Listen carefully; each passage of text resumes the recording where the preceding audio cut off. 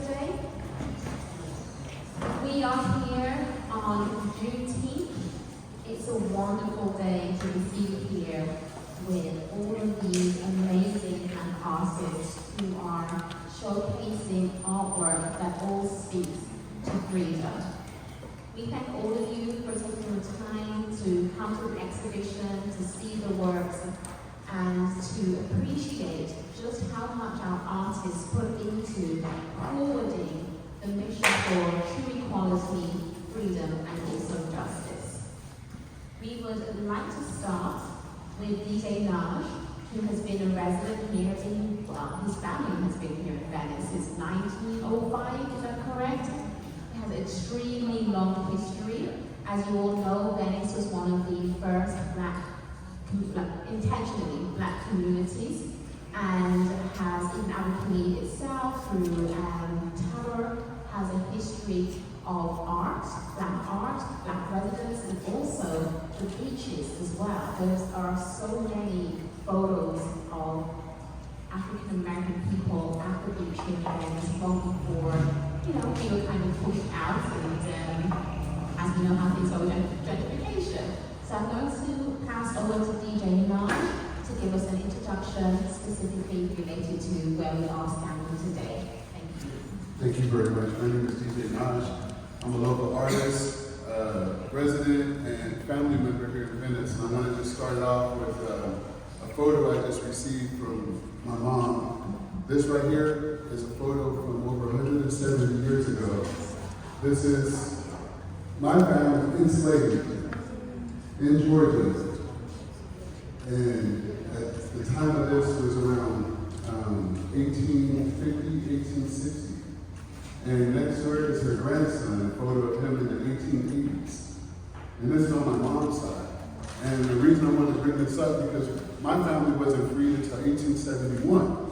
And that's one of the reasons that we celebrate and talk about Juneteenth. And this community right here is my dad's side. We're on Black Kenny. My last name is Kenny. So we've been here. And Black community started here in Venice Beach, not just as a Black community, but we helped build all of Venice Beach. All right, and when Venice Beach changed and the white population started to leave, there was a Black population here in Venice. The Black artists, namely Arthur Reese, who was known as the Wizard of Venice. He was the one who helped create the arches that we see on the boardwalk. He was the only Black man.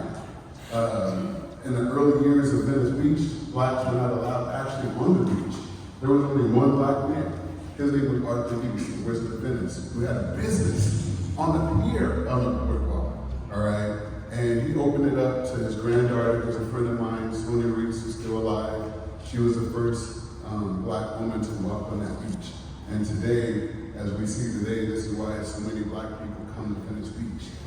This is a place that not just Black artists, but all artists should be paying homage to Arthur Reese, because he was the first artist, not just Black artists, the first artist of Venice Beach to be independent. And so independent, we're now enjoying the community that his family built. So I just wanted to make sure everybody knew exactly where we were at today, and that this historical Black community is not just something to be proud of, but something that we should be holding and pushing this out and letting everybody know that we need to keep this community strong and Black, because right now, gentrification is pushing us out. All right? I'm DJ Naj. I just want to thank you. Thank you.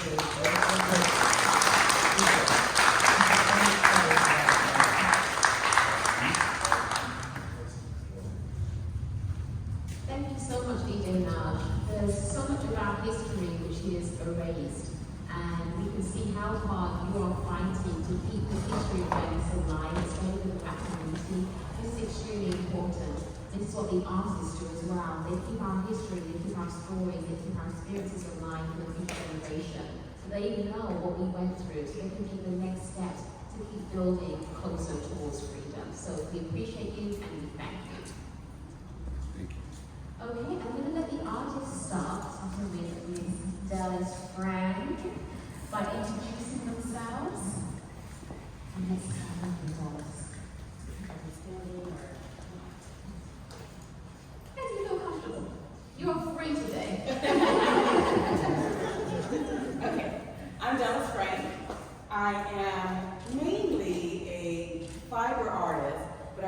branching out into more mixed media, and that comes through in my social justice pieces, because whatever bubbles up is what's going to come out, and it's not always the soft fiber, fabric kind of material that's needed for that kind of work.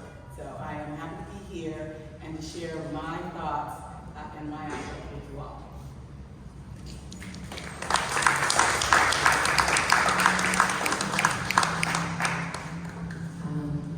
Good evening, everyone. I'm Lamenting. I'm the founder and executive director of Audacity Creative. We are an organization that focuses on the intersectionality of art, wellness, social justice, and identity.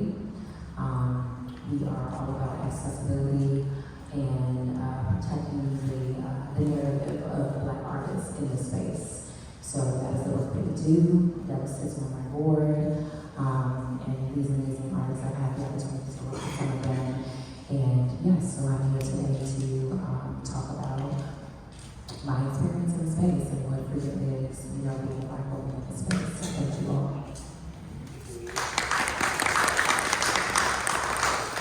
Hello everyone, my name is Jazz Parker. I am a visual artist, mixed media artist, photographer, a poet, and arts education.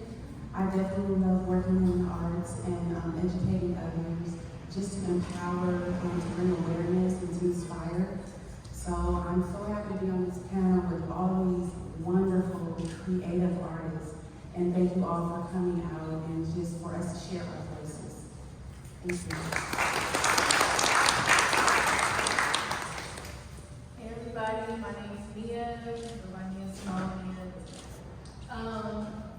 I am an oil painter. I mainly focus on talking about the mental well-being of Black people and the different experiences of Black people, and I want to expand the conversation of how we internalize anti-Blackness and how we maneuver through the world and how that impacts us in our day-to-day lives. And yeah, I just focus on the emotional experience of it all.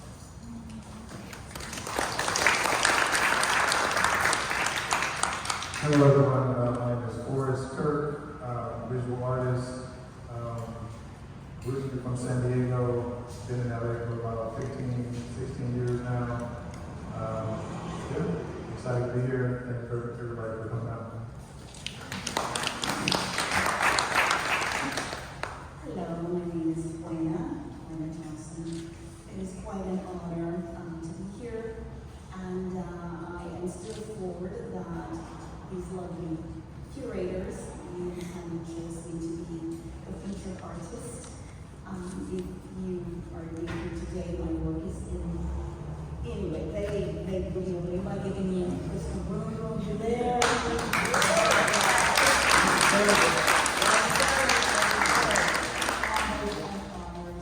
My work is a visual history lesson, reflecting on the harms, generational harms, ancestral harms that have been done. And I'm glad to be here and welcome all of you. Thank you so much.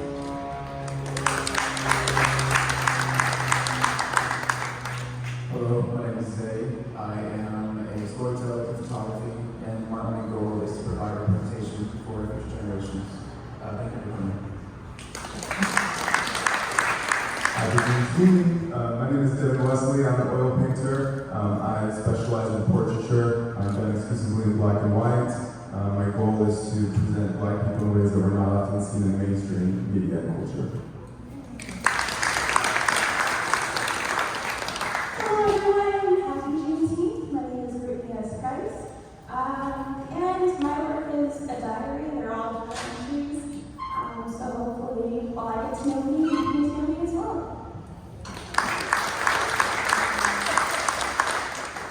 Hello, I love creativity. I love art. I love Black people. I'm Black. My name is Terry Reed. And I love all people, but my work is behind us and all over there, but lovely here, and thank you everybody for coming out. Hey everybody, my name is Johnny Simmons, and I work as a cinematographer. That's my day job. But I that's one of my collages down there. And I don't know what to say. You know, I'm like Terry, I'm black. All my work is black. And I feel like my experience has shaped the way I see things. And it's important that the things I do are about a certain kind of narrative that's important, not just for us, but important for everyone. And when the pictures stop speaking for me, then I do collages. I have lots of them, but that was the only one I could get to in my storage room for this on short notice.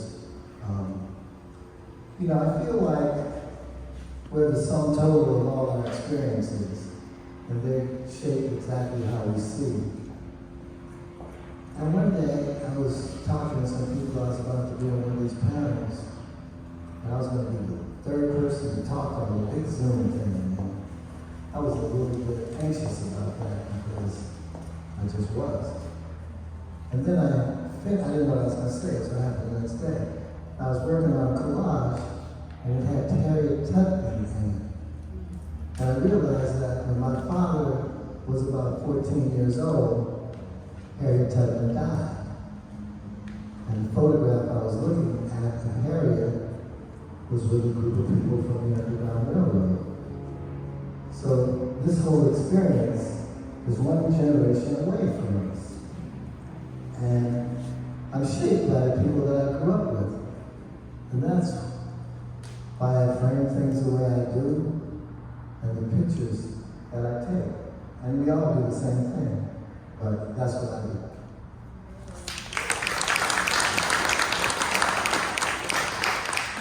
Thank you very much, Lonnie.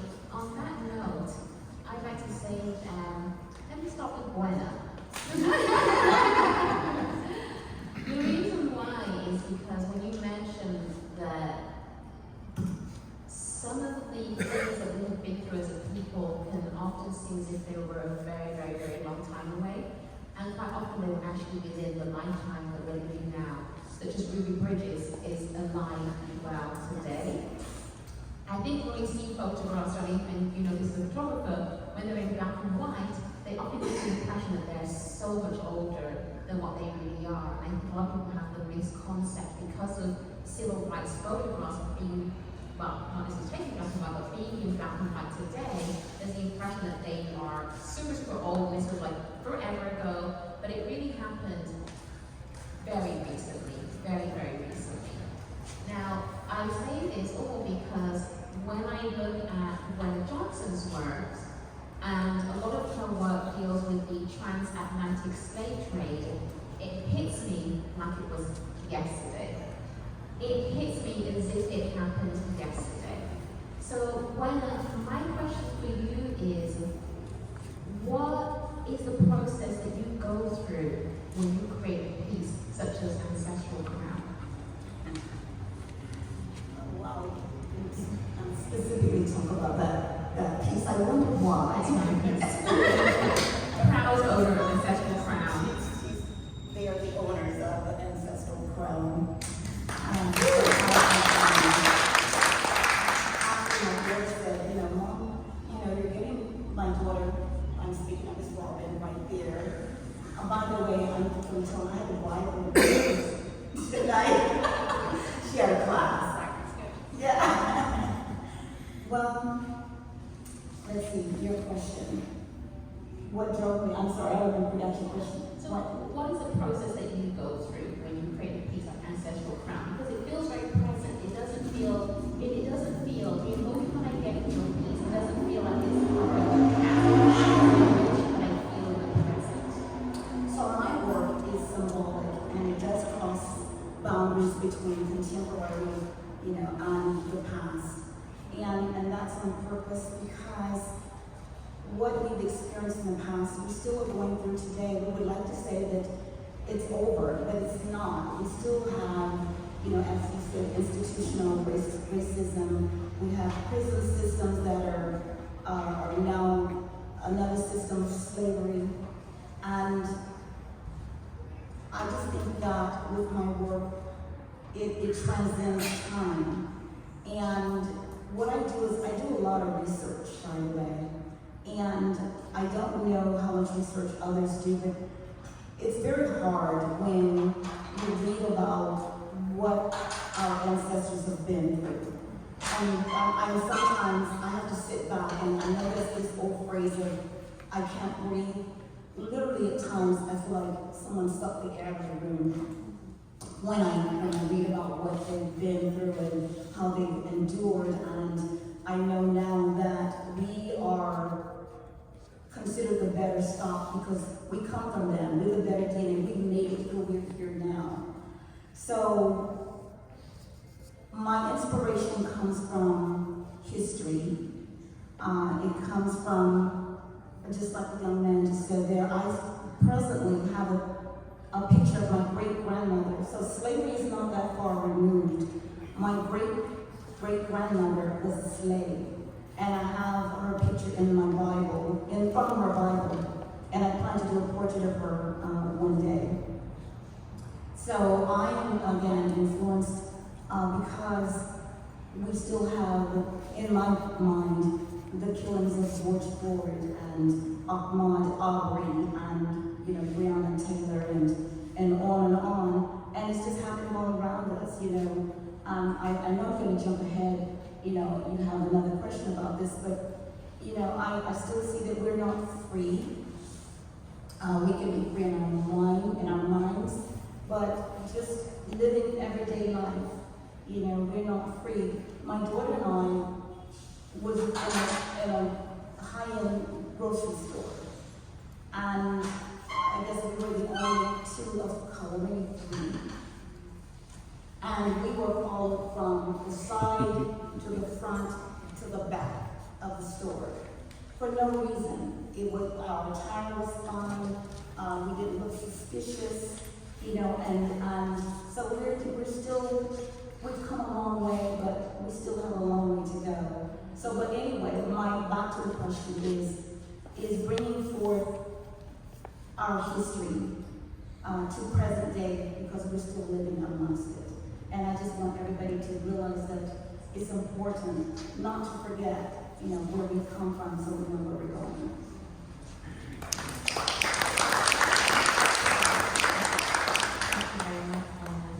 So my question to the panel is, how free do you feel to directly address topics that speak to the African American experience in your art or the work that you do? How free do you feel to speak to the African American experience? Does anyone specifically feel strongly about that question? Yeah, personally, I feel very strongly about an artist being able to express whatever idea that you have in your head.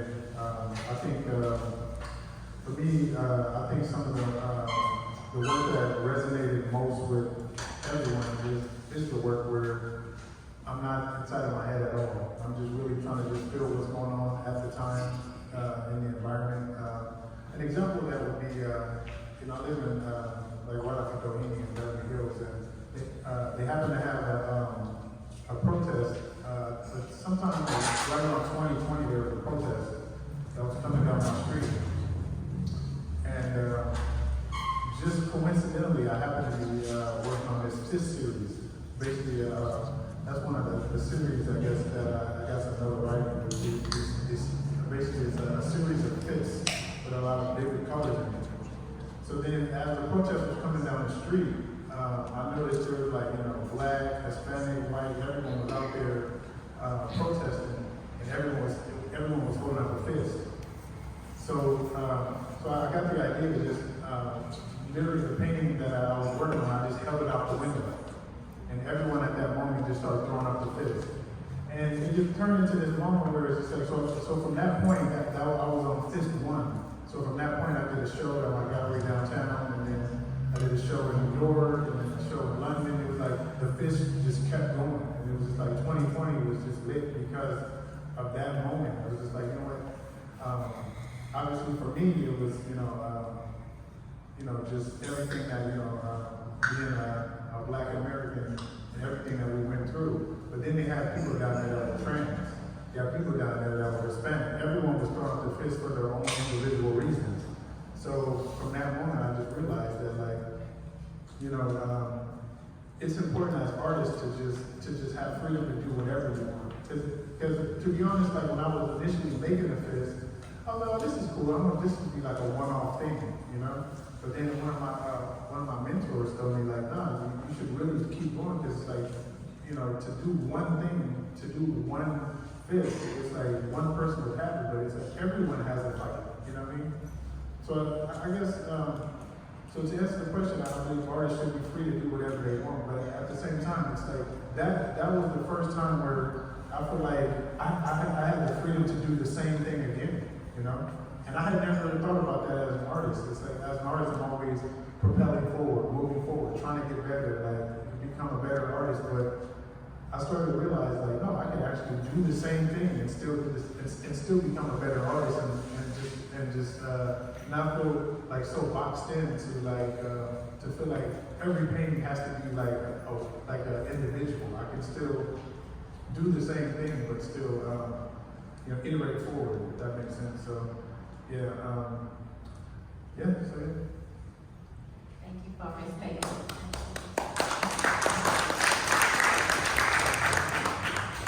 When you see my work, you think that, wow, she must be brave.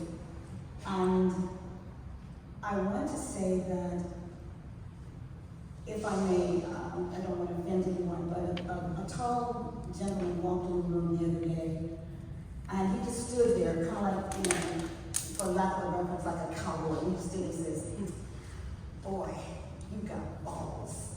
You know, and I'm like, wow. And that's in reference because of, you know, the boldness of stepping forward with what I have to say in my work. I will have to be honest, when I started out doing like blues, jazz, gospel legends, and that's to let young people know where we came from. And then I moved into angels, and because I'm a PK kid, that's my, you know, my spiritual background, and I will always do angels. I love doing angels. But then I felt a greater calling, like purpose, and what would be my legacy? You know, what am I saying? You know, to generations now and to come. And I have to admit, I was reluctant, you know, in the work that I'm doing, but I felt like I had no choice. Reluctant because I didn't know how it would be received.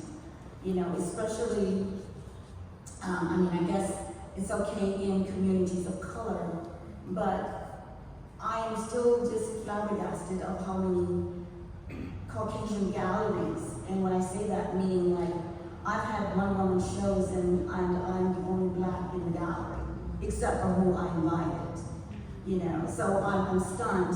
And when I had the one-woman show at Tag Gallery, and I said to the president of the gallery, I said, but who's gonna, you know, buy my work? I mean, you know, because of what it is. And he encouraged me, he said, no, don't stop. And I have another Jewish artist who sends me regular texts, keep going, baby, keep going, don't stop. And I guess I'm just not good, but I am honored and surprised. And I looked at my daughter, said, when I asked my daughter, said, should I continue doing this? Because I have, believe me, you guys haven't seen anything. I held back.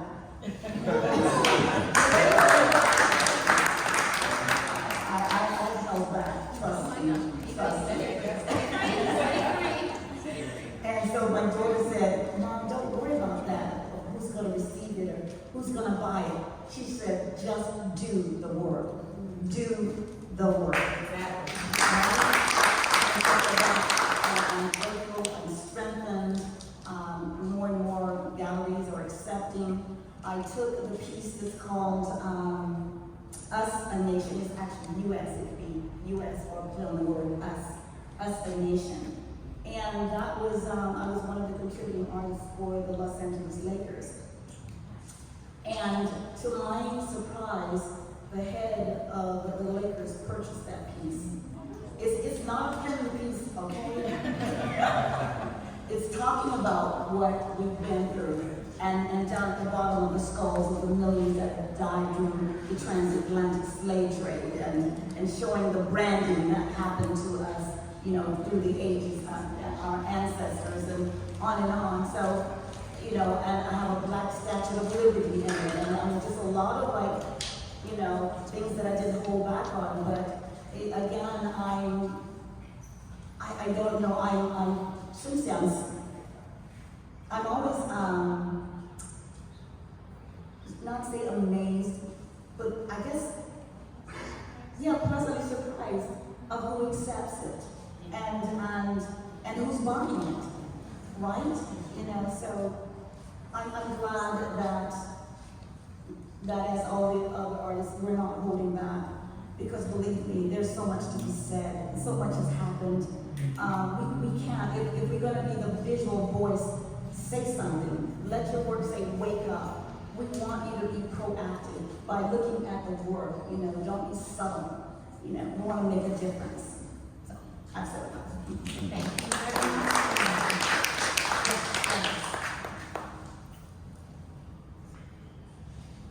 I'm so glad you said what you said, Buena, because I don't care if they like it or not. I do it because it needs to be done. My pieces are more as a provocateur than trying to spare their feelings.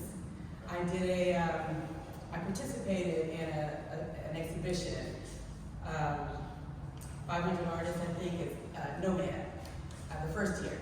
And I had 5 or 6 pieces from my social justice series there. There was a statue that was this big 5 over 5 on it, you know, and people would come by and they're curious. This is what I'm hoping for. They're like, what does that mean? So I'm like, well, I'm glad you asked. Let's talk. So I tell them that piece and another piece that's titled Be Amended also has a big 5 over 5 on it. And I let them know that this is something that you should learn in 7th grade, high school, and so forth in your civics and history class. It's a response to the 3/5 compromise that, no, I'm not 3/5 of a person. I'm a math teacher too, so. I'm 5/5. I'm a whole. I always have been. I always will be. So I had that statue there. So, you know, we had these conversations with anybody that would come through and ask. And that wasn't the only piece that stimulated those critical conversations. So I do try to provoke. My piece here, titled Stopping the Spread of Jim Crow. It's not just us anymore that's that strange fruit. It's other communities that you mentioned that were in the protest. All these other communities that are being targeted with hatred and bigotry. And no, we're not going to stand for it anymore. We're going to stop it. So the freedom to be able to say that and act upon it visually, in writing, in theater, whatever way we want to do it, it's going to happen. And we as artists should feel free to be able to do that. And I will continue to do that. I have a piece called See Me. You mentioned all the deaths, Taylor and all of those. And I have their names. And of course, it's not all of them, because it keeps happening. Yeah. Right. So I have their name kind of boosted out, because they're no longer with us, but you can see the name. And then in bolder font, the activity, the benign activity that they were doing when they were killed. The piece is titled See Me, because they haven't been. So yes, we should have the freedom. And yeah, to answer that question, yes, I feel free. I'm going to provoke because I want those conversations to happen. You will not revise our lived history, because we're going to keep reminding you of it.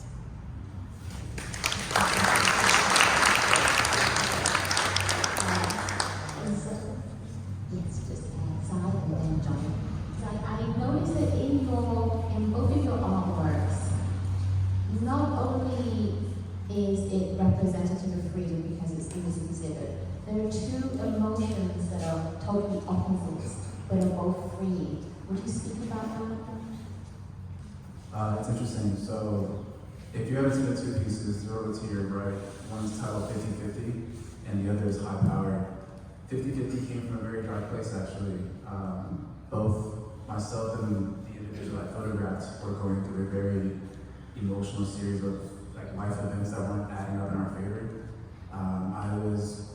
I just came back from Chile working on a project for 3 weeks with Champions League, and sure enough, I was disrespected for the last time with my employer. I felt ostracized as an individual. I felt like I was a problem just for how I looked and how I perceived my art. And on the other half of that, my friend was dealing with, having a second coming into the world, financial struggles, his acting career only being typecasted within his career, which if any of you are aware of that, it's kind of hard to get out of the stereotypes. I don't think artists are still free on a national and global scale. Most of the films that we see are filled with tragedy when there's so much more that we have to offer in this life. So 50-50, it was the breaking point from being enslaved mentally, and then that hysterical cry for help when you're trying to mask everything that's been going on in your life, and you only feel like laughing through it is the only way to prevail. And then High Power, it's freedom from the world, but it comes at a very fast pace. It's a skater going over a cop car, which has all types of graffiti and bystanders in the background. And it's kind of like freedom from the oppressor, freedom from worldly struggles. But once you land, you're right back into the mix. Ironically enough, that was the first photograph I took when I moved here to LA. And I'm happy that it's being well received by the general public, but it's like instant gratification. It comes and it goes. So 50-50 is freedom from yourself, and High Power is freedom from your surroundings.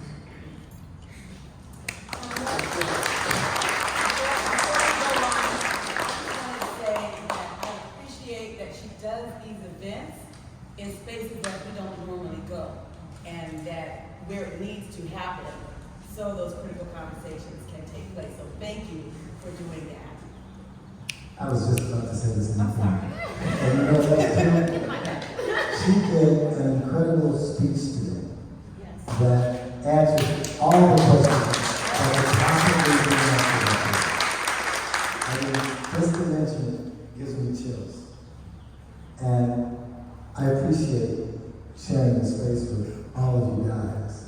I'll tell you, and mentioning the Ruby Bridges story, I photographed that story with Rizan Palsy, and that film has been banned in Florida, right? Now, the thing that I'm sure this includes all of us is we stand on the shoulders of so many people. We stand on the shoulders of so much painful stuff. America and a lot of places have the ability to take the most horrible atrocities and turn them into historical accomplishments. I mean, even just looking at Juneteenth, we have a celebration of Juneteenth, but the reality of Juneteenth is 250,000 people worked an extra 2 years, and all those little towns around Texas and the United States continued to have slaves.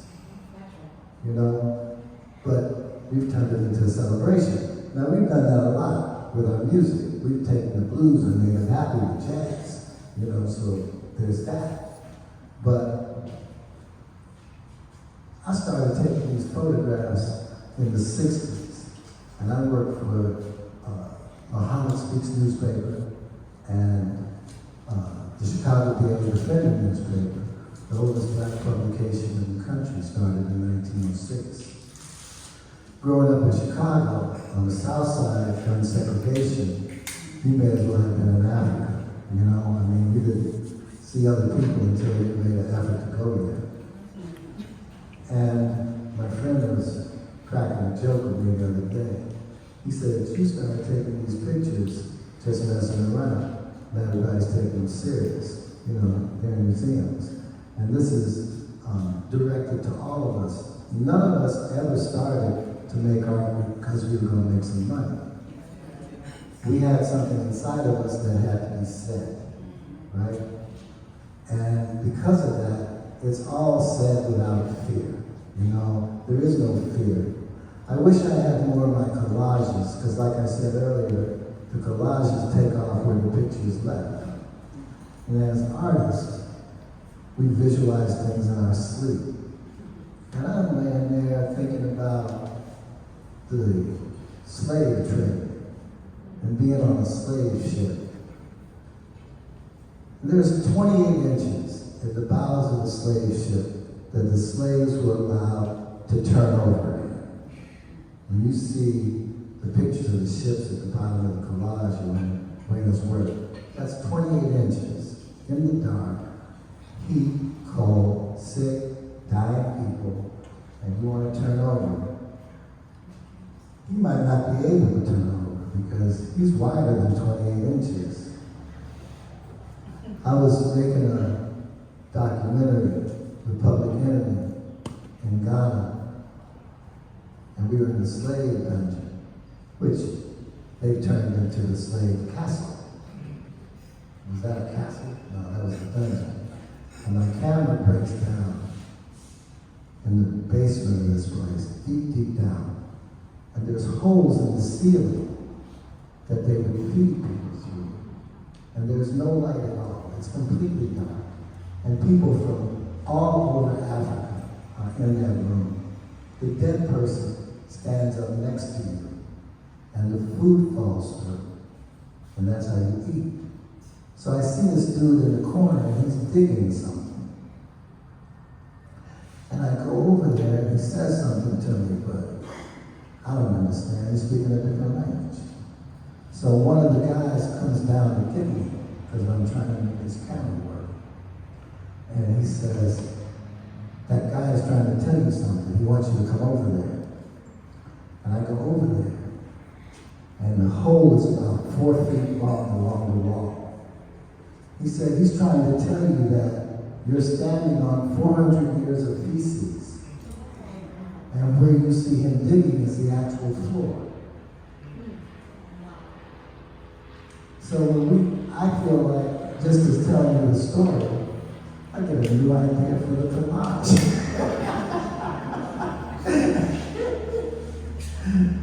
But that's the kind of shit that shapes us. It's like the pain of the reality. You know what I'm saying? I'm grateful when I see artists speak. You know, I mean, I think it's wonderful to tell the story because it's not only our story, but it's the fabric of humanity. And it continues. I mean, you talk about the prison system. I don't know, I've made a lot of documentaries in prisons. It's slavery. It's the new plantation. Right? I mean, we're living it. It's so beautiful. But I guess that's enough.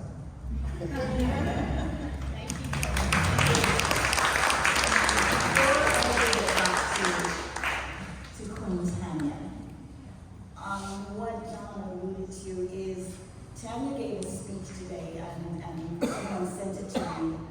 I was trying to get ready to come here and I had to stop. Wow. It's like a mic drop. And I'm not going to drop the mic. She was eloquent, not an angry black woman like they like to call us. She was peaceful about it, but boy did she slay with her words. Oh my God. So if you've not had an opportunity, I was hoping it was running today, but we do have a closing on the 23rd from 2 to 5, and I'm hoping, wink, wink, blink, that there's somewhere where that can be running. I mean, because it needs to be heard. I mean, I've not heard something so eloquently and precise put together ever before. I was so proud of you, girl. Oh my God. Oh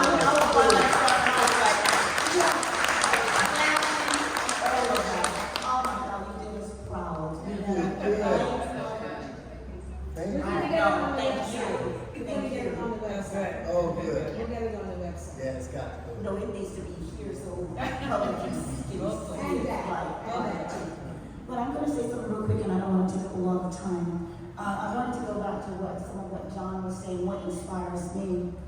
Not only, again, what's going on in our nation and all around us as people, but as he was stating, I literally, not so much as now, but I have to usually keep a pad and pencil, several pads on my bed, on my dresser, wherever I'm sitting, because when I get inspired, ideas, I wake up and ideas are already there, they're already flowing in my mind, in my spirit.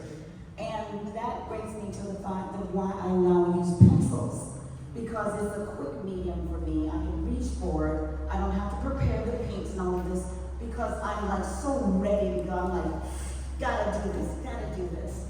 And so when I get started, when I'm done, all I have to do is put the pencils down and pick them back up. So majority of my work in there is our pencil media, but yeah, and I'm sure that maybe some of the other artists will talk about how they were inspired, but I give all credit, to above, my savior. So thank you. Okay, my next question is for Brittany and Terry, and this is going to link into Nefertiti as well. So, Brittany and Terry, you both have huge pieces. These are Brittany's pieces here, along with one right behind you, made in America with the flag. Terry are the pieces that are just over on that side, but that is one of the pieces you see with the white background bottom red going down to the end where there are two small canvases. Now, these pieces are absolutely stunning, without any doubt. But they deal with such direct, such powerful, such impactful social issues. Now, as artists, we know that this is your bread and butter. So, how does the saleability of your work affect your ability to message through your art?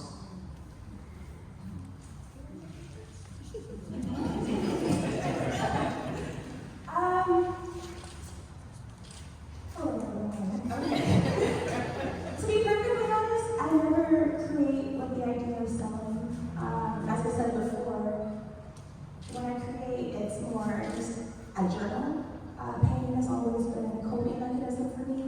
So I grew up in Palm Springs, a place where there's not much representation for Black people. So it took me being a grown woman to find out what it means to be Black in America. And so these are my journal entries. This is me analyzing freedom, analyzing my daily life, analyzing what's happening to my friends, to my ancestors, what might happen to the future, and processing that. So for me, the most important part of my process is just researching and being a vessel, just listening.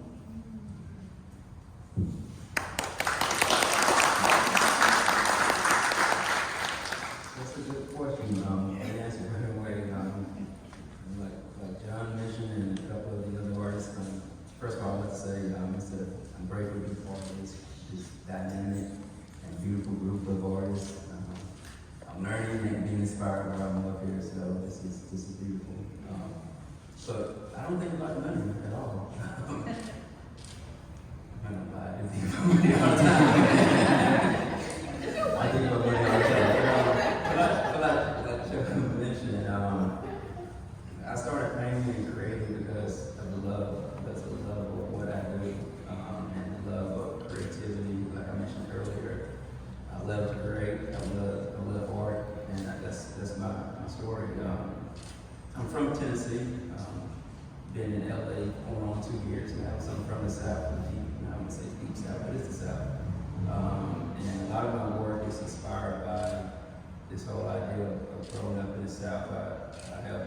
quilts from my great-grandmother that's in my collection, my grandmother, great-grandmother quilts, and I remember stories from my great-grandfather and grandfather talking about all these stories and like, horrific stuff that happened in the Deep South.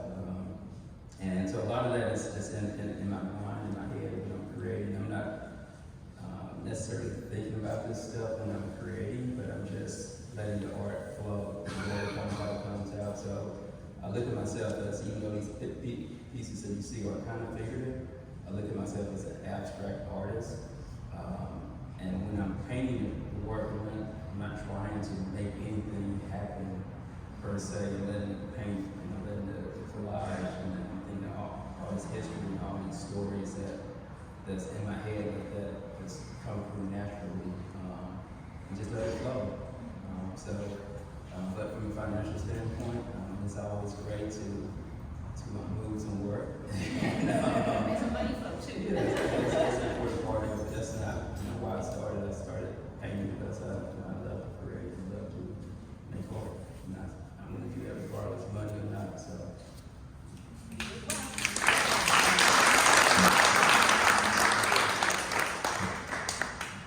So, Nefertiti, as an art curator and a community leader, you are a guardian of the culture. Specifically, when we're speaking about Black artists and trying to ensure that these artists are not only protected, but their works are moved forward. When you have artists that have strong social issues that they want to represent in their artwork, but you also have an obligation to help these artists in making a living from their artwork, how do you help them strike that balance? Yes, that is a deep question. I think as a curator and also too as an advisor, when I'm working with artists and when I'm talking about them about from the business perspective of this world, the art world, right? It's make believe, but it's beautiful. And so, the monetary aspect of it, when we talk about that, when we talk about the history of it, when we think back to our ancestors, when we think back to everything, art was not meant to be commodified. It was a storytelling of a journey for our people to understand what was next to happen. When we think about, Egypt, when we think about everything, that's what it was for. And so, working with artists, it's really important for them that they have to have an understanding of who they are individually, and knowing that when work is so profound and intimate, the unbirthing of that is something that they have to understand that it may not be sold, but my work is to ensure that they have a sense of confidence, that they know that their work is to be here. So I've had the opportunity to sell and work, and it's really important for me when I'm working with our collectors, wondering why they want to purchase certain works. And I think that's the one thing for me is really important, is that we need to have the commodification of our work back into our community, because unfortunately, majority of Black work isn't purchased by us. So understanding teaching, and I think that we need to do that for our communities, to be able to teach those skill sets of the appreciation value of artwork, understanding that, yes, it may not be instant, but the appreciation value is something that's going to be long term. It's going to be important to continue the legacy of the work and the importance of these stories that are being told and what these artists are unearthing, because it's really important. So, it is, as an advocate, as someone that really enjoys the work that I do and wake up, eat, sleep, breathe this work, it's really important for me to ensure that the confidence of the artist stays intact while I'm the person that is out there and, beating those doors down to make sure that the excellence in them can be seen and heard in this very interesting art world. Great. Now, on that point, before we move on, Nefertiti, you mentioned that you take the responsibility of going out there and beating those doors down for the artists. I know that for many artists, it can be hugely discouraging to have brilliant artwork and just not get the value or the appreciation that they deserve for their art. This is particularly the case when it comes to Black artists. And I want to know, how do you go about trying to get more equity for our artists, more recognition for our artists, and ensuring that they are treated more fairly? Yeah, I think, with me being in this space, there's a sense as a Black woman in this space. Number one, there is, for me, I'm looked at very differently. So coming into this space, having worked in an institutional aspect lens of it, but then also to now in a nonprofit lens, and being able to provide a sense of respectability, because I think that's the key. There's a lack there that this work should not be seen as valuable, and that's not true. A lot of erasure happens, and I think that's one of the things that I don't want. One thing that I'm trying to mitigate is this kind of trend of we're in a Black art renaissance. Like, we're just in a trend right now because of 2020 till today. So it's the constant commodification of the work and the lack of, they're buying the work, and then there's this sense that we're going to sell it right away. So one of the things that we do in our contracts is we have a 3 to 7, 3 to 5, or 7 to 10, no sell clause. Because if these artists are continuing to, push work out, and they're, creating a name for themselves or a brand for themselves, them having an understanding of the contractual legalities of their work and the importance of that, because we look at what happened with Amy Sherrill, with Sotheby's, we look at all of these different kind of avenues of the rights of artists' works, them not continuing to see the value of it after they sold it for like $5,000, and then somebody else goes and sells it for $1 million. And so, these are a lot of the things that we really need to talk about. We need to really educate ourselves about, the art world, and, the money aspects of it, and the value that is. So, what was the other portion of it that you wanted to? Wow, thank you so much. Thank you, JT.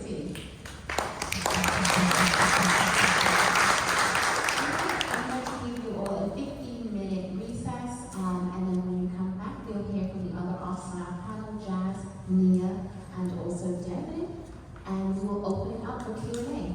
Thank you.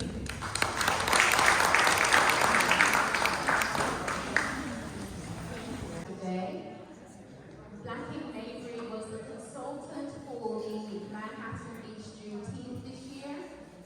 We have been, as an organization, celebrating Juneteenth every single year of our existence, including the year even prior to that. So after numerous successful Juneteenth celebrations, Manhattan Beach, their community and their city reached out to us to assist them with putting on a Juneteenth in Manhattan Beach that would be culturally relevant. And this was a very difficult experience, and there is a clear divide between those who want compassion, equality, and unity, and those who want control and power. We were constantly fighting to keep Juneteenth Black.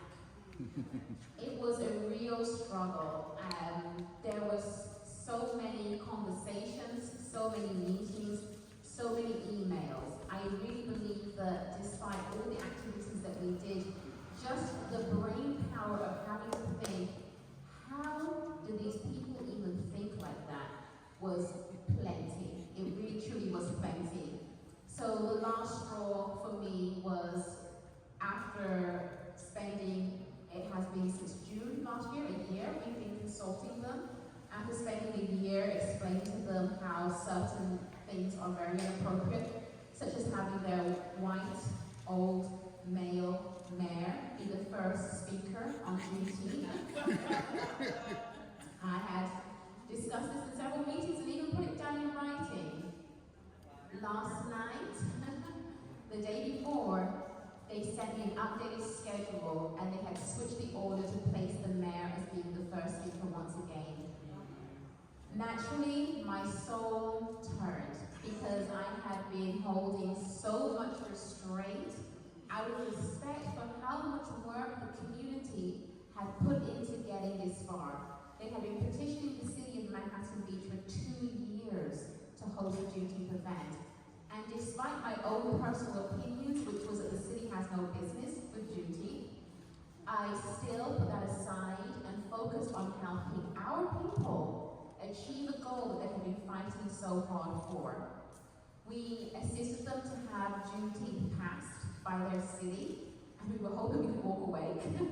But unfortunately, they were saying, no, you are staying, and you're staying to keep this black. So we stayed, and today, it got very black. So there is my speech at the end, thankfully, which was accompanied by 2 other wonderful black women. Angel Hart, who sung "Oh Freedom." It was the most beautiful rendition of that song my ears have ever heard. Last night when I was at home and I was just hurt so deeply about just how impossible these people were. At every single turn I felt like white supremacy just knew no rest. It did not rest. Every single week, every single day there was something new. It was inexhaustive. And I began to hum the song to myself, not even knowing that I knew this song. I don't know where it came from. And I began to hum it, the ancestors. And I said to myself, how do I even know that song? Let me go and find it in old words. And I played it and I said, that is it.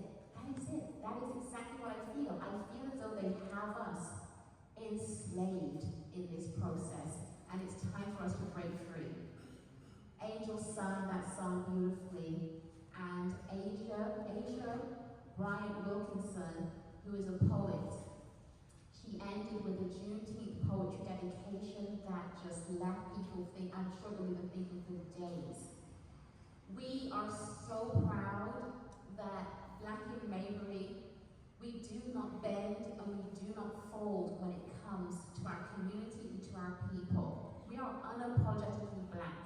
And we will continue to be so, because we cannot just continue to have our progress hindered by those who want us to move slowly and incrementally and in their time and when it's comfortable for them.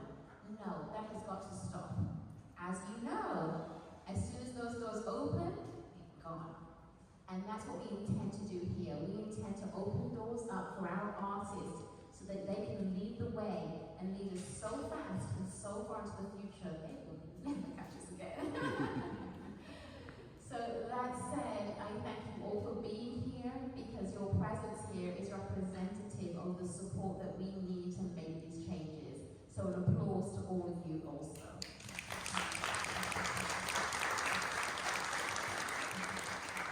If you do want to see that speech, the gentleman over here has it, and we'll ping it to you, and we will try to get it up on the website as well, blackfromangry.org today.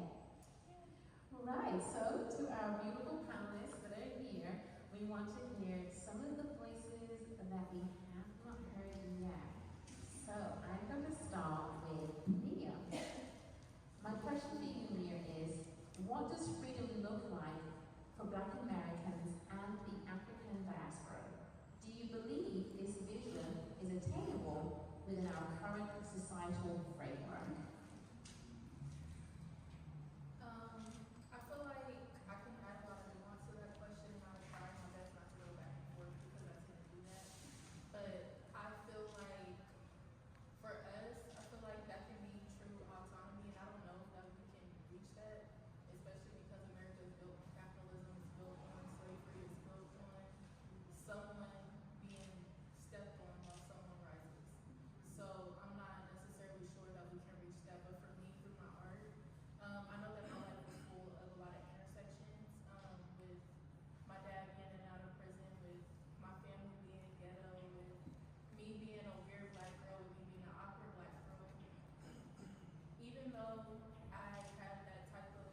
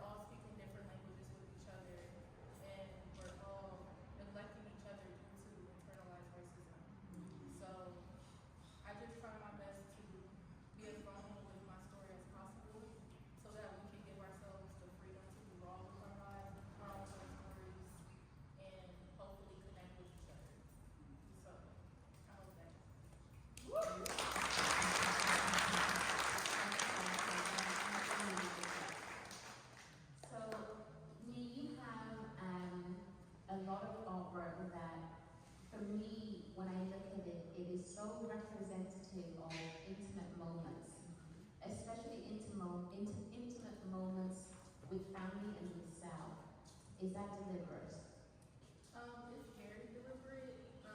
I've always been a very emotional person, and in that it's always felt like a rebellion against my skin, because I feel like we're always very touchy and strong, especially the women. Of course, men are too, but I feel like emotionally, black women are taught to carry the whole entire emotional weight. And I caught myself doing that alone in my room a lot. And art became a way for me to vent.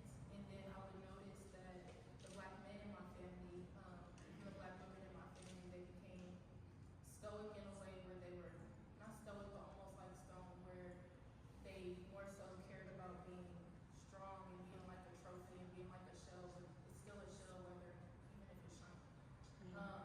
And I would see that in them, and I guess my art with the intimate moments, I just want people to feel the intensity of what I felt and what I can feel those people feeling, so that they can get in tune with that and that we can connect.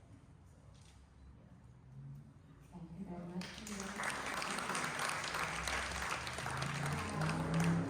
I have a question for you, Jazz, that's very deep, and this is because I came to realize that Jazz is a very deep person. She is an artist, an art teacher, and she's also a community leader.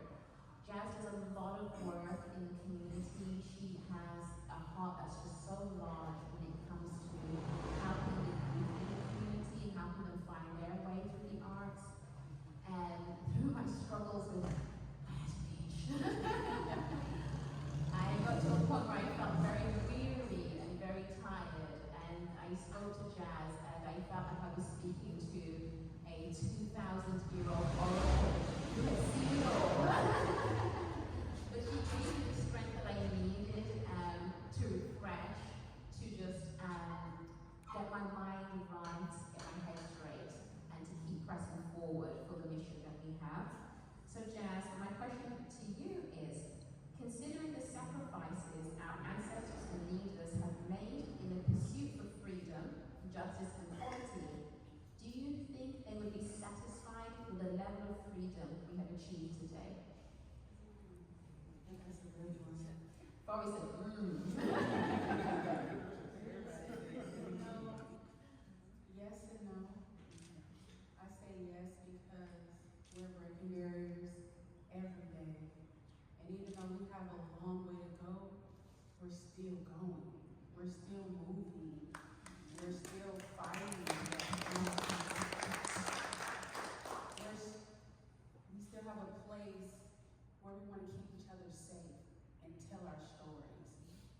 And then I think they wouldn't be, because how much they fought for us to be here, and we're still not where we should be. We still deal with racism, not just on the outside, but on the inside. Sometimes we don't even support our own content and our own cities and our own people. And for me, art was an inspiration out of trauma. And I say that because my family grew up in Mississippi, Morgan City, Mississippi. And when they migrated out here, they moved to Watson, Compton, and projects. And all I can remember was the pictures in my grandma's house, the quilts that my mom had from when I was a baby. And to me, I thought that Black was amazing, because in my household, it was very empowering. However, when I came outside as a young little girl, I was teased, I was bullied because of the way I looked. My skin was too dark, my lips were too big, my hips were too wide. Everything about me was, I wasn't it, I wasn't accepted. And it wasn't until I started teaching in Compton, and how much the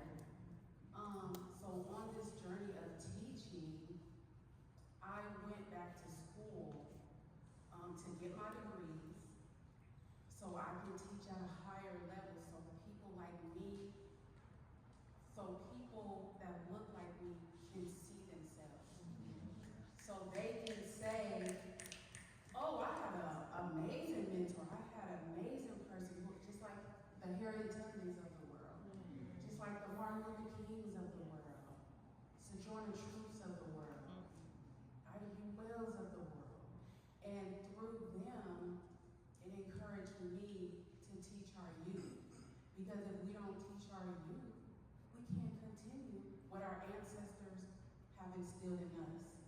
So I hope that answers it, and we need to keep continuing to uplift our youth. And our elders. I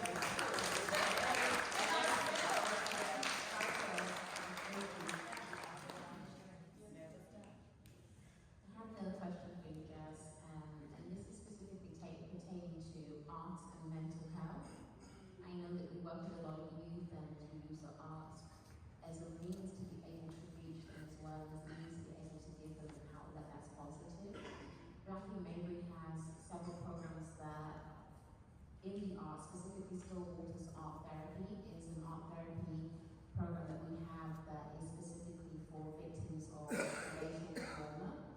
And it's really important that as a community that we don't overlook just how much damage racism does to our psyche and how much that also lands on the body. So I'd like to hear from you, Jazz, just the impact that art has, that you've seen art have on the mental health of our youth. It makes a big difference.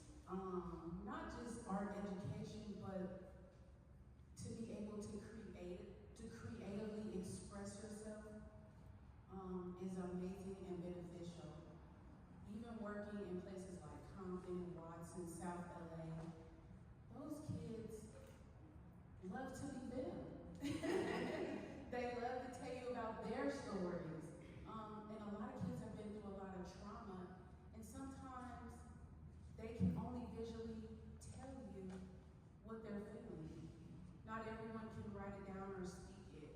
I personally was one of those kids that held a lot of stuff in because we weren't allowed to speak about things. We were told to be quiet. And so I wanted to instill in the kids, especially in the inner cities, that they have a voice. And so when you are creating and there is no limitations, you hear amazing stories. You hear what these kids want and what their needs are. So education in the arts and teaching our youth is very important and very therapeutic. And it should be in every school, not just in the communities where we hear these stories, not just in places like creative and safe spaces like this, but also in the schools, in the colleges. A lot of us have went higher education and we could not connect with our professors. We could not connect, we didn't hear about Black culture and Black history. We have to research it ourselves. We hear about everybody else's culture but our own. And I felt like that was a way to silence us. So we need to be in these spaces. So the little ones of the generation know that they have somebody and know that they matter.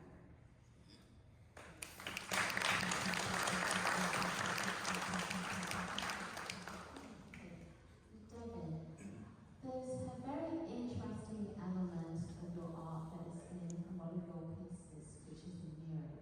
And I'm sure that a lot of people who have been here today have seen that, even played with that. There's a playful element to it, despite the fact that it's framed by so much pain.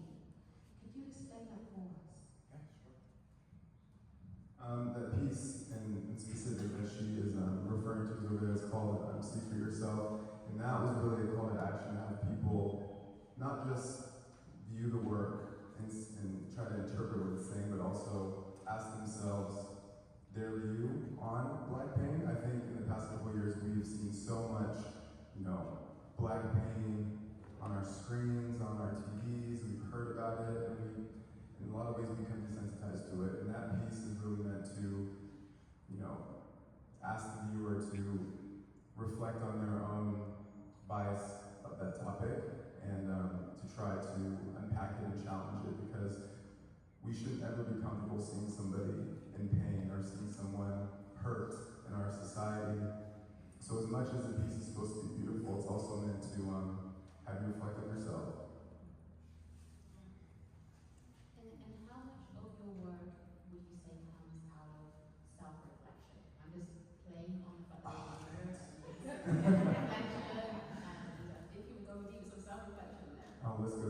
I've had to come to terms with the fact that, over the past couple of years, trying to figure out, why do I paint? What does it mean behind my work? And selfishly, I have to say, similar to what Bree said, it's a journal of my experience. It's how I feel seen in the world.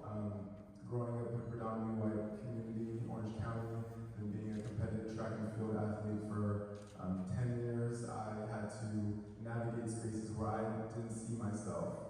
And we still rarely see, gay black men in those spaces on TV, and the visibility we do have of these groups is very limited and has been very limited for decades.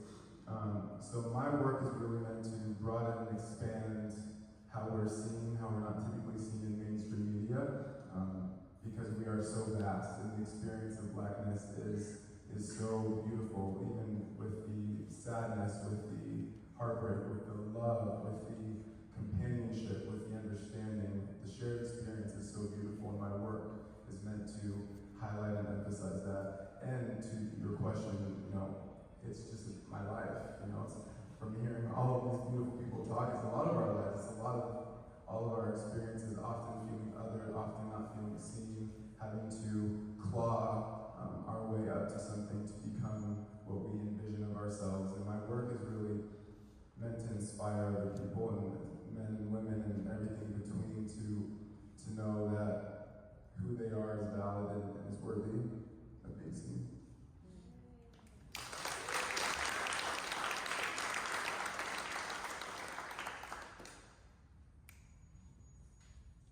So, we had two main questions when we came into this room, and that was, what is freedom and are we free yet? We wanted our artists like to tackle the first question in their own perspective of what is freedom. Well, I have the mic, so I guess I'll just add a little bit more to it.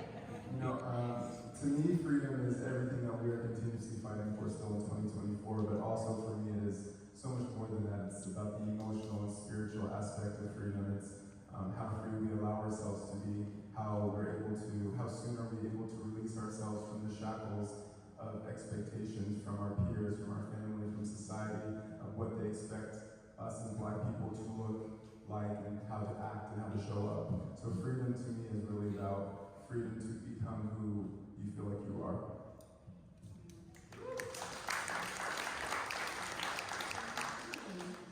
Are we free yet?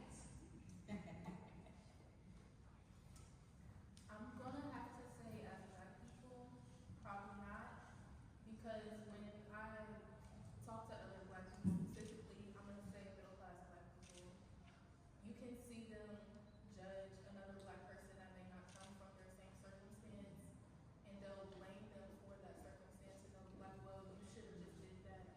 And I feel like that's rooted in anti-blackness, because we don't look at the individual, judge them by a collective, and even other people judge us as a collective. When a black person goes out and steals, we're like, why can't black people be right? So that's that person. So, no, I don't feel like we're free, and even in the way that we look, in the way that we dress, I ask myself if we do that for to adhere to respectability politics, or if we're doing it for ourselves. So, no. It sounded like a hard no to me. Do any other artists want to add to are we free yet? Yeah, I'll add to that. I'll also agree with Mia that we're not free yet, but just from a different aspect. I think we do have freedom of choice, freedom of movement. I think every day we wake up, we have a choice to scroll on our phones for 2 hours. We have that choice. We have the choice to apply for a job. We have the choice to go to college. We have the choice to, while you're driving on the freeway, you can just, hit somebody. Whatever you want to do, you have the freedom of movement, which our ancestors did have. So I think, I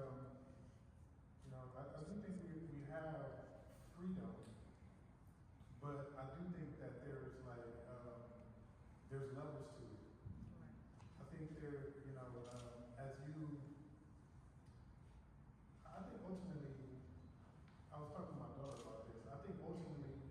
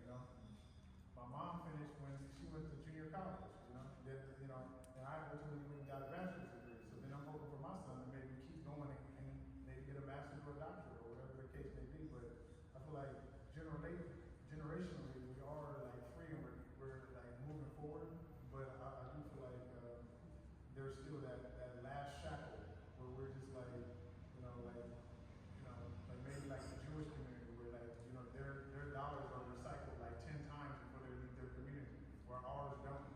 Ours is, as soon as we make some money, it goes right out to, our money goes right out to the community. So I think there's things that, there are like choices and freedoms that we could have that I feel like that's the last kind of thing that we need to break through.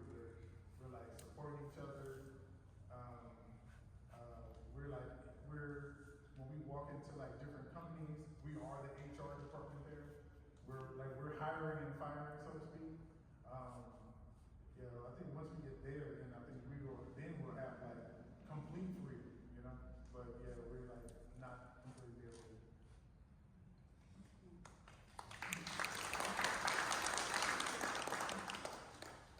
Are we free? So I'm going to read the definition of freedom. So it says the power or right to act, speak, or think as one wants without hindrance or restraint.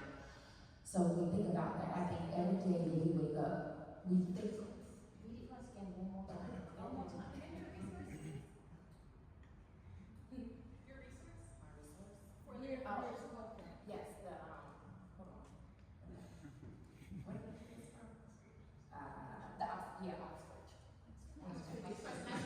Oxford.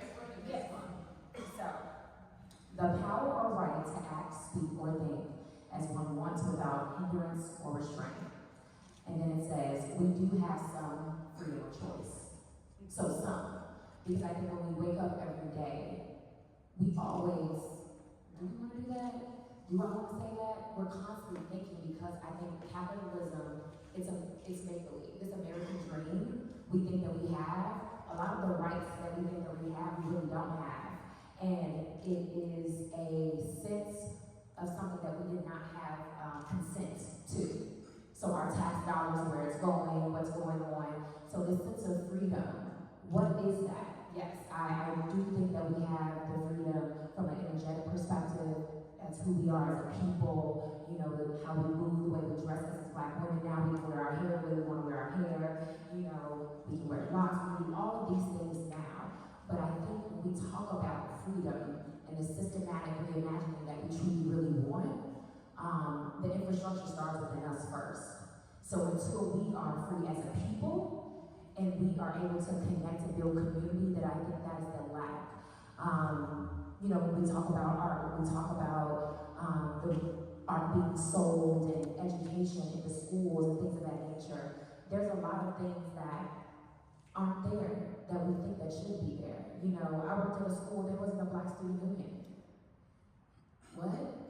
But the school back in the day when they had world-renowned artists as teachers, it had a higher Black population than it did today. What is going on? So I think these are things that we have to talk about from an infrastructure perspective when it comes to us as a people, for us to have overall economic freedom, for us to understand who we are as a people, and to be able to continue that, to build that community of safety and community moving forward. Because I think that's where that freedom is, and that's where we want to have it. When we're coming to these spaces, being in the art world, this is one of the most lucrative industries. But we don't see that, but not for us. And that is a problem. That is a problem constantly. People trying to pay their rent, we're in LA, we still have, why are we in this space that this is the American dream and there's homeless people? What is going on? They're unhoused. So I think there's a lot more that we have to do to get to that point of freedom, overall for everybody. Because I think when you dropped the mic earlier today, what is that true equality? What is that true unity? And I think that's what we really have to figure out and work together collectively, cooperatively, in coalition together to bring about that community cohesion that we all truly want, we all truly need to really understand what freedom is. I'm going to add on to what Anita was saying. We're not free until we all are free. And that can happen until we deal with this post-traumatic slave syndrome that we're going through right now. Okay? The whole colonialism is still deeply rooted in our community. And that's one of the reasons why, both of you said what you said. We can't get along with each other because of that. And until we can get over that part, we all cannot be free. So, we have to deal with that. And the part of the art world being the most lucrative, but not for us, is because we have been systematically erased and denigrated and not given the opportunities that we should have. Look at the talent up here. None of the other ones that are getting $1 million price tags are worth any more than any one of these artists up here. It is a made-up thing that is created by that European-based mentality of colonialism. So again, we cannot be free until we all are free. There are pathways to do that, but it takes a lot of work. It takes policy change. It takes a mindset change. It takes us healing with our mental health and again, that post-traumatic slave syndrome that we're dealing with right now. And those kinds of things have to be addressed before we can move on as we should be.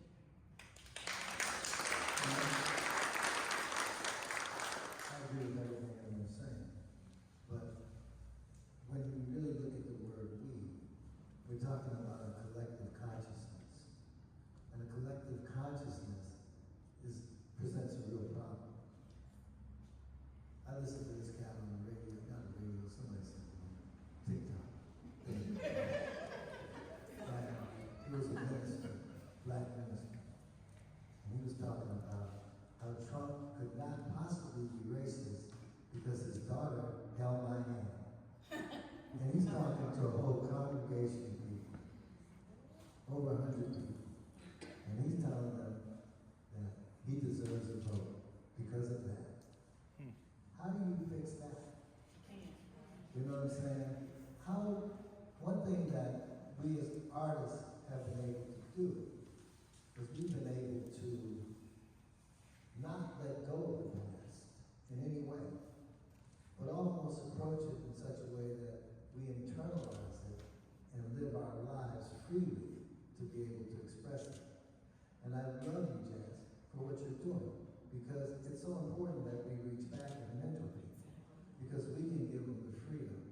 How many people do you know that are angry at members of their family for some stuff that happened 20 years ago? How do you make that son love that father, right?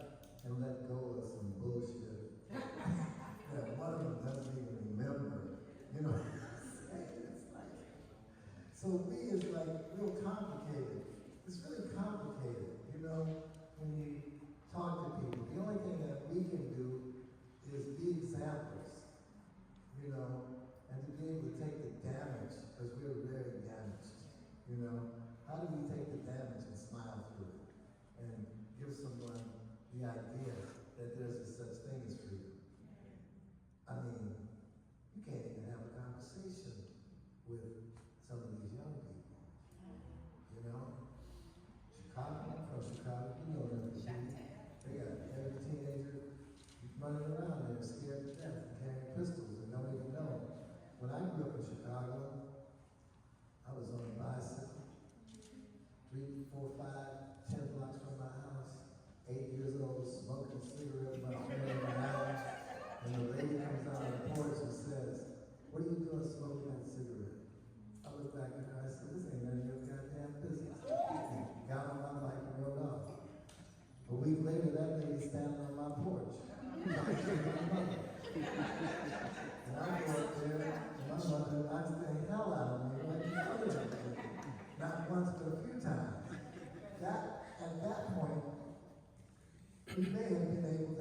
collective consciousness that works.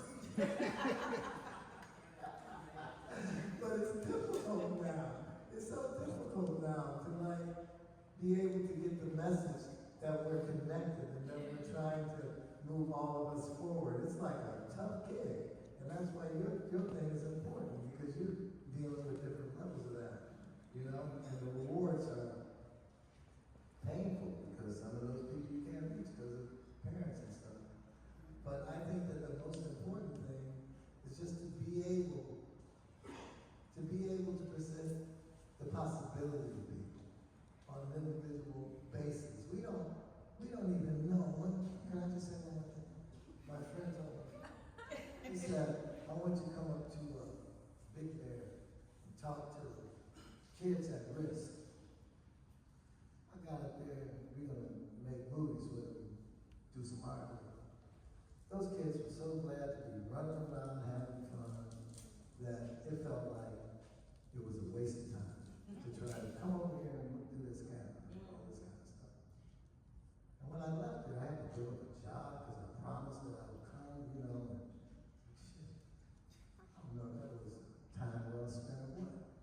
And then 2 years later, I get a letter in the mail, it's a picture of me and one of those girls. And she says, I just want to tell you, David, thank you. Because you let me see something beyond my community. And I just got accepted into college. So we don't know. We don't know when somebody's listening. You know, we don't know when somebody's watching. And we don't know if we're going to be that rock that hits the lake and reverberates to the shore and changes things. You know? I think that, I don't know. You guys got it.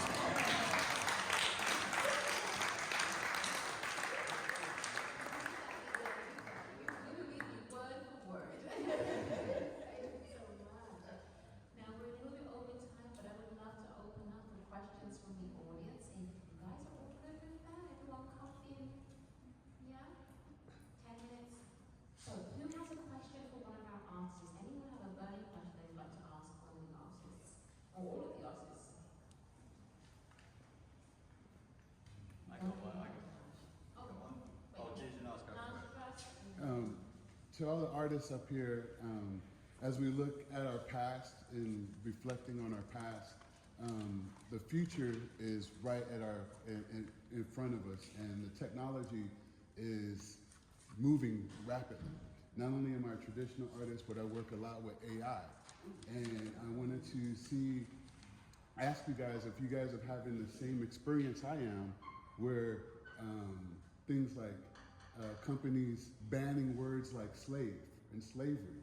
So when they want to do art pieces that reflect our ancestors, having problems where we can't even do these things because people whose lives were affected differently have a different perspective on these things, and not understanding that it hinders artists who are trying to use this technology to propel our past with the future.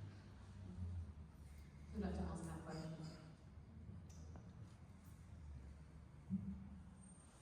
Yeah, I think, I haven't had a specific example like that, but I do notice that, like, when like, for example, if I do a podcast or something like that, and I mention slavery, then they'll be like, after the end of the podcast, they'll say, like, this podcast, contains, words and, things that are, that some people may find uncomfortable or stuff like that. So then, like, the previous podcast didn't have that disclaimer at the front or at the end like that, but that's like the most thing that I've seen so far. But yeah, thank you for bringing that up. I can't necessarily speak on AI, especially as a photographer, but I will say AI does a poor job of capturing emotion, which I think everyone here, I mean, just look around, like, we make pain look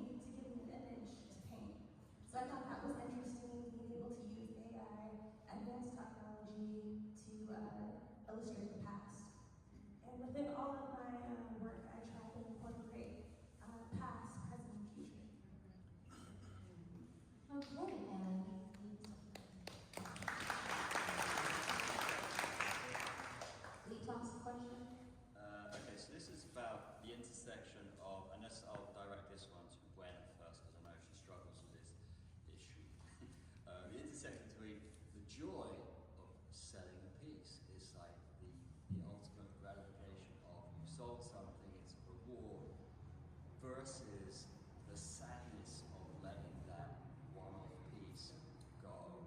Like, tell us about your feelings with that when you have to kiss a piece goodbye.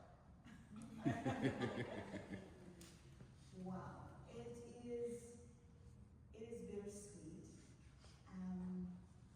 Even though you're creating work for the public, there are some pieces that, wow, are just so much a part of you that it's really hard to release. And I know why you're asking me, well, two pieces most recently, that I actually am laboring over that I should have put not for sale on them. and I remember overnight I was like kicking myself. I'm like, why didn't I just put not for sale and just kept it, because I want to hold on to some of my work maybe for museums or legacy, so forth. But it is it's good in the sense that someone appreciates your work enough to pay you for it. And also what I'm learning is put the value, monetary value, that you feel good enough about, that if it is released, you can live with that. Yeah. Right? And but yeah, so I'm going to probably nourish the thoughts of the piece not being with me for quite a while. And but at the same time I'm grateful, but yet sad. I'm very sad. I always call it what is what. When I see a piece go, there's a tear in my eye, like, who's gonna get that one? I need to be rich enough first. Does anyone else have a question? Yes, Robin. Are there any big events in your lives that have affected or shifted your work from what it was to where it is now? Great question.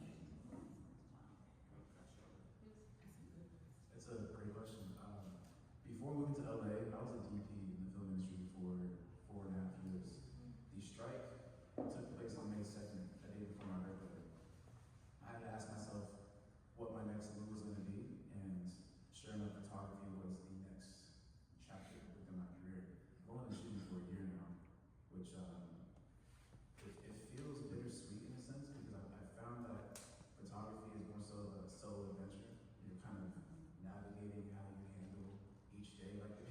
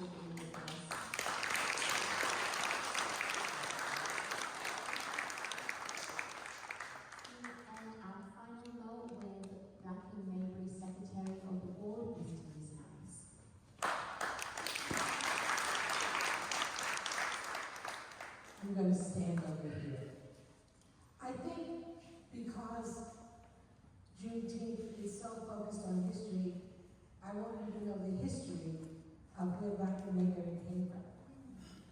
So here we are in the dead of the pandemic. As a point of reference, I'll be 71 in a couple of weeks. Yes. And it pays to be a dancer. And, I say that to say that I grew up watching on TV dogs attacking young Black kids in the South. And I grew up in Harlem, New York, so I also saw Malcolm X and I saw Dr. King, and that put a spirit of fighting in my heart. And so I spent my whole teenage life in the youth division of the Black Panther Party, and then I probably should have got a degree in how to close a university down, because that's what I did a lot of. And then I, at some point, what kept my soul together was I was dancing. I have a father, Alvin's a renowned dancer who traveled the world and always instilled in us, don't ever let anybody tell you you're a minority. You're the majority of this world. So I had a very different perspective growing up. But anyway, I came to LA, got married, had kids, was fighting for world peace through a Buddhist organization, SGI USA, and I pretty much chilled out. And then, first it was Trayvon, and I'm like, oh boy, it's starting again. And I have a son, my youngest, who, if you ever see the documentary, that's Wayne. He's the last one on the Black and Mayberry documentary. And so when kids grew up hearing me tell stories about marching and chasing cops and getting arrested and blah, blah, blah. And COVID is screaming, my husband has lung cancer, I have 3 Black sons. And I said, you know what, honey, I got to march. I'm back out there. And so my son says, Mom, I gotta go with you. And I look at him, because I wasn't even thinking about him going, I was going. And I look at him and I'm like, okay, well, then you take your cue from me, because cops are crazy. And no one's to be trusted. And in the midst of all of this, so we go, we march, he's learning. And then Tanya calls me one day, because I busted this being in the march. Now, El Segundo is known for being a sundown town. Does everybody know what that means? Oh, yeah. Thank goodness. That's where she lives. So she calls me and she's like, we're going to march in El Segundo. Would you come? So me and my son, Wayne, go to march. And we're at Main Street and Imperial, this intersection. And it's me, Tanya, my son, our Black children, her amazing white husband, and a handful of others, and we're on the corner, and we're protesting, and we got signs, and some people going by giving us the bird, and other people going by with shock faces giving us a fist, and it was the beginning of Black Mayberry. It took on a life of its own because of her. Because then she calls me again, she's like, we're gonna march again. Okay. But this time, they were like, instead of a handful of people, there were like 100 people. I don't know what that tiny lady did. But now there's 100, maybe 200 on corners of people going by, flipping the bird and giving the fist. And then we kept marching, huh? And then she's like, in case we're gonna be Black and Mayberry. Let's do it. And that's our story. And that's where we came from. We were born. George Floyd's life gave birth to so much. And it has been a privilege. She was talking, even last night, she's like, Denise, get your brass knuckles, because we go to Manhattan Beach, and we're going to turn it on. I'm like, let's go. And she did, and I didn't have to use my knuckles. But I want to present her. I want to honor her.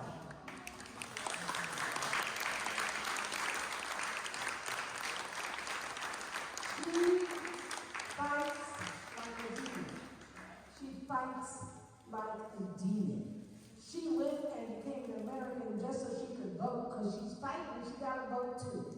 No one told her she had to do that, she did that. Because that's the level of integrity she exists on. Thank you, Tiny Taylor. Thank you for being my friend.